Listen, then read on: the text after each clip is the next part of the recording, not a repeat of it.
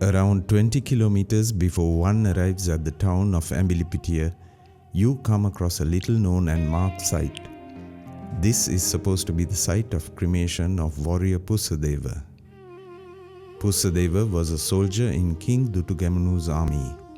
While being an eminent warrior in Duttugamanu's wars, he was also supposed to be adept at blowing the conch shell. Pussadeva later became a monk and attained the status of Arahat.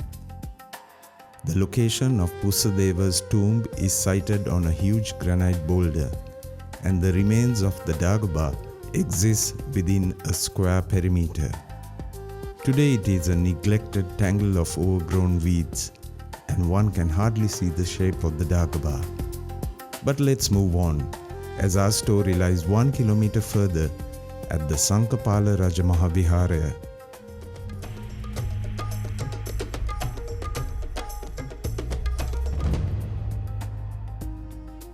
Sankapala Rajamaha Viharaya is an amazing location with a colorful history.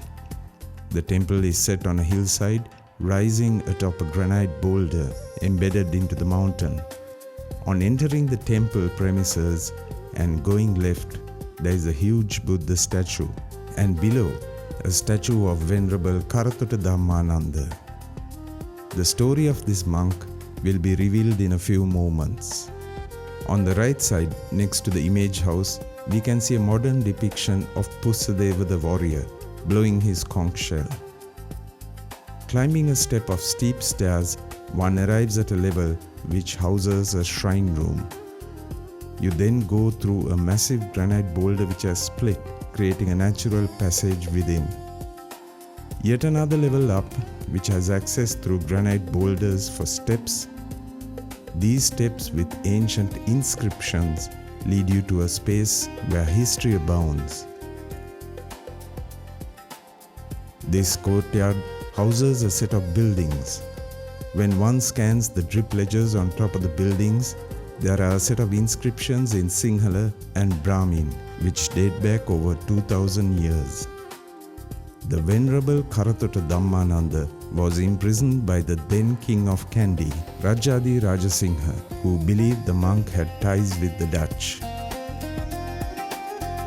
The monk, while in prison, wrote a book which the king found it difficult to decipher.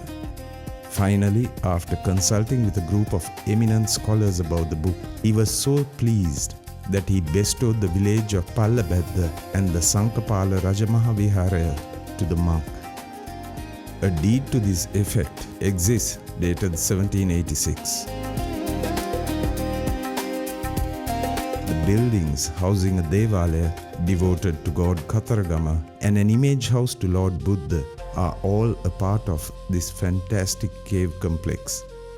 Interestingly, excerpts from the book which the monk wrote can be found on one of the doorways and stands testament to the literary acumen of the monk.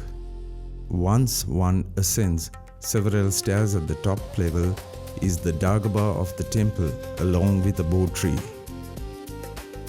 Again going down and through a granite archway in the shape of a pyramid, one comes to the first cave. There are 14 caves in all, which would have been the priest's abode and meditation areas.